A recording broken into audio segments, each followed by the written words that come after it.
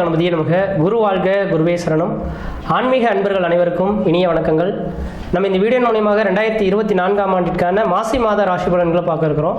குறிப்பாக இந்த வீடியோவானது பார்த்தீங்க அப்படின்னாக்கா ரிஷபராசிக்கான வீடியோ. இந்த ரிஷபராசிக்காரர்களுக்கு மாசி மாத கிரகங்களை ஆராயத்துக்கு முன்பாக எல்லா நபர்களுக்கும் மாசி மாதம் தை மாதம்ன்றது மாதிரி பலன்கள் சொல்லிட்டு வந்துட்டீங்க சார். எங்களுக்கு எப்போ மாசி மாதம் தொடங்குது, எப்போ மாசி மாதம் முடிவடையுது அப்படின்றது எங்களுக்கு தெரிய மாட்டேங்குது.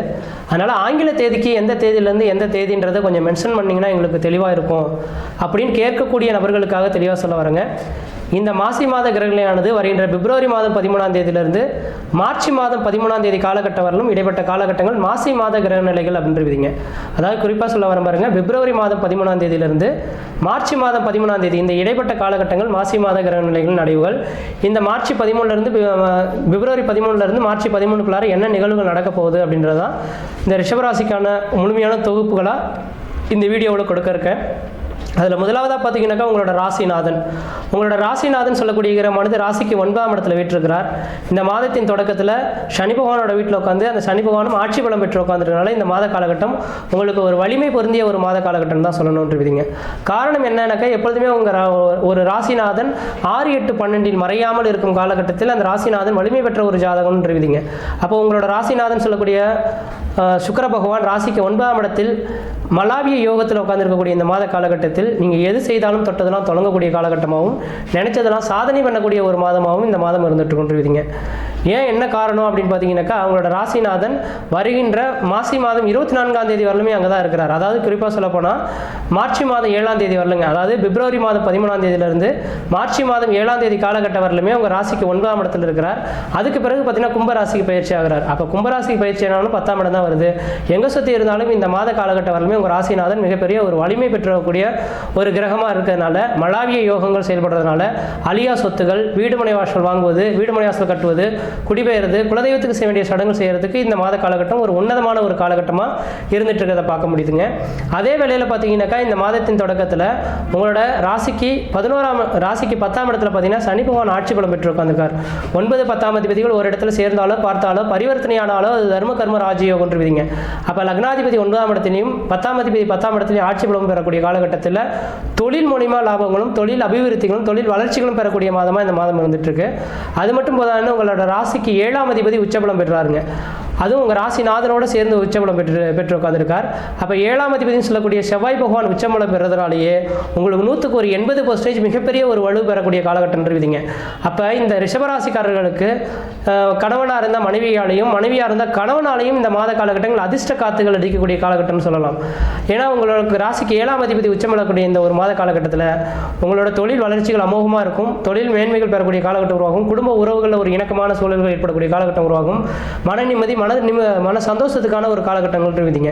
அப்போ 7ஆம் அதிபதி உச்சமலை பெறதுனால வெகு நாட்டில் எனக்கு திருமணமே ஆகலையே, திருமணம் நடக்குமா அப்படின்னு காத்திருக்கக்கூடிய நபர்களுக்கு இந்த மாத காலகட்டம் திருமணத்துக்கான ஒரு உகந்த காலகட்டம் இந்த மாத காலகட்டம் இருக்குதுங்க.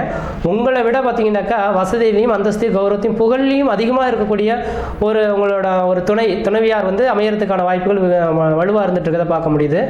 அதே போல் பார்த்தீங்கன்னாக்கா இந்த மாத காலங்களில் ராசிக்கு 12ஆம் அதிபதி தனக்கு 9ஆம் இடத்தில் உச்சபலம் பெறதுனால 12ஆம் இடம் அந்நிய தேசம் அந்நிய பயணம் அயல்நாட்டை குறிக்கக்கூடிய இடங்க.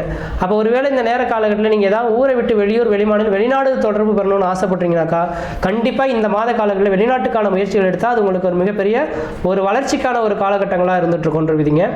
அடுத்ததாக பார்த்தீங்கன்னாக்கா 5ஆம் அதிபதி 5ஆம் இடம் தான் பூர்வ புண்ணியாதிபதி புத்திரஸ்தானாதிபதினு சொல்லக்கூடியகிறாங்க. 5ஆம் அதிபதியும் தனக்கு 9ஆம் இடத்துல அப்போ ராசிநாதன் 2ஆம் அதிபதி 5ஆம் அதிபதியும் ஒரு இடத்துல சேர்ந்திருந்து இருக்கக்கூடிய காலகட்டத்தில் பார்த்தீங்கன்னாக்கா உங்களோட குலதெய்வ அருளானது உங்களோட வீட்டின் வாயில் கதவை தட்டக்கூடிய ஒரு மாதமாக இந்த மாதம் இருந்துட்டு இருக்கும். உங்களோட குலதெய்வத்துக்கு வாய்ப்பு கிடைச்சா ஒரு தடவை போயிட்டு வாங்க. குலதெய்வ கோயிலுக்கு போயிட்டு தேங்காய் பழம் வச்சு ஒரு அர்ச்சனை பண்ணி சாமி கொண்டு வந்தீங்கன்னாக்கா முன்ஜென்ம பாவங்கள் நீங்கி இதுக்கு பிறகு வரக்கூடிய காலகட்டங்கள் ஒரு மிகப்பெரிய மன நிம்மதியை தரக்கூடிய காலகட்டம் உருவாகும்.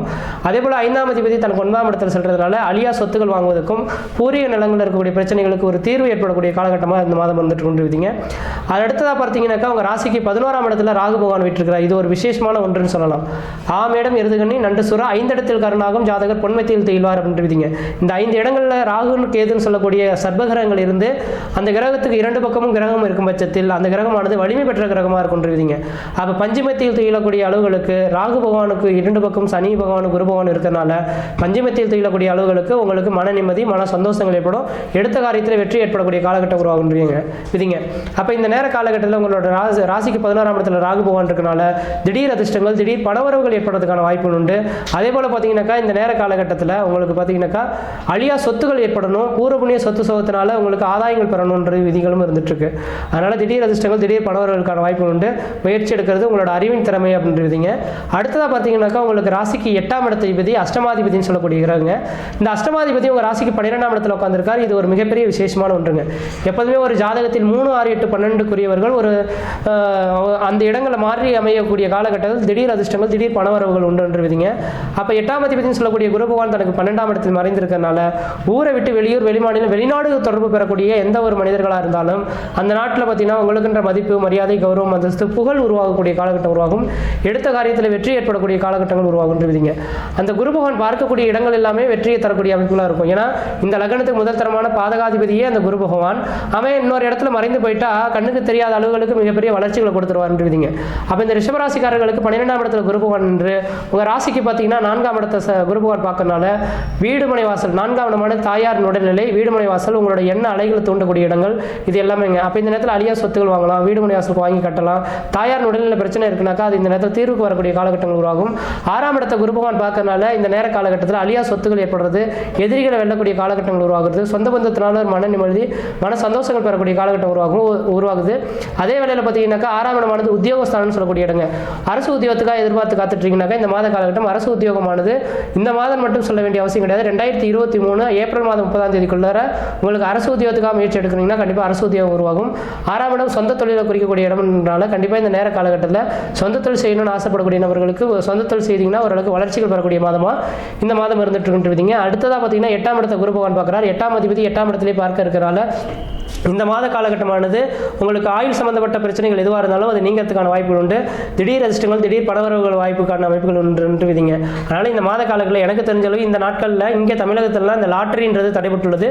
வெளிநாடுகளில் சிங்கப்பூர் மலேசியா யூஎஸில் யூகேல இருக்கக்கூடிய நபர்களுக்குலாம் பார்த்தீங்கன்னா அந்த லாட்டரின்றது எடுக்கக்கூடிய பழக்கங்களாக இருந்துட்டு இருக்கு. அப்படிப்பட்ட ஏதாவது ஒரு நபர்களுக்கு யாராவது வாய்ப்புகள் இருந்தால் இந்த நேர காலகட்டத்தில் லாட்டரி யோகம் இந்த ஒரு மாத காலகட்டத்தில் நடக்கிறதுக்கான வாய்ப்பு உண்டு. இந்த ரிஷபராசிக்காரர்களுக்கு லாட்டரி யோகம் இருக்குது அப்படின்றதுனால எல்லாருமே லாட்டரி எடுங்கன்னு நான் சொல்லவில்லை. கண்டிப்பாக இதுக்கும் உங்களோட சுய ஜாதகத்தும் பொருத்தம் இருந்தால் மட்டும்தான் ஒத்து வரும். அதனால் நீங்கள் உங்களோட சுய ஜாதகத்தை ஒரு தடவை இப்போ செக் பண்ணி பார்த்துக்கணுங்க. இப்போ 2 8ஆம் அதிபதிகள் இன்னைக்கு எப்படி தொடர்பு பெறாங்களோ அதே போல் உங்களோட சுய ஜாதகத்திலும் 2 8ஆம் அதிபதி தசைகள் புத்திகளும் நடைபெற்றிருந்தாக்கா கண்டிப்பாக உங்களுக்கு அந்த லாட்டரி யோகம் கன்ஃபார்ம்னு சொல்லலாம். அதனால் உங்களோட சுய ஜாதகத்தை ஒரு தடவை செக் பண்ணி பார்த்து தான் செய்யணும். ஏனோ தானே எடுக்கிறன்ற மாதிரி செலவு கொஞ்சம் பணம் தானே எடுத்து ஏமாந்துடக்கூடாது. ஏன்னா கோடான கோடி நபர்கள் இந்த ரிஷபராசியில் இருக்கும். எல்லா விதிகளுக்கும் இது ஒத்து வருமா? இது கோச்சார ரீதியான கிரக நிலைன்றது ஒரு 35% தான். உங்களோட சுய ஜாதகம் தான் மீதமுள்ள 65%. அதனால் நான் சொல்லக்கூடிய கருத்துக்கள் எல்லாமே 100க்கு 100 உங்கள் ஜாதகத்தில் நடைபெறதுக்கான வாய்ப்புகள் இருக்குன்னு எடுத்துக்கொள்ளக்கூடாது. 35% நடக்கிறதுக்கான வாய்ப்புகள் உண்டு. உங்களோட சுய ஜாதகத்தை மட்டும் தெளிவாக செக் பண்ணி பார்த்தீங்கன்னாக்கா அதில் வலுவு இருந்ததுனாக்கா இது 100க்கு 100 செயல்படும். அதனால் உங்களோட சுய ஜாதகத்தை மட்டும் ஒரு தடவை செக் பண்ணி பார்த்துக்குங்க. இந்த மாத காலகட்டம் உங்களுக்கு ஓரளவுக்கு வளர்ச்சி நேர்ந்த ஒரு காலகட்டமாக இருந்துட்டு கொண்டு விதிங்க.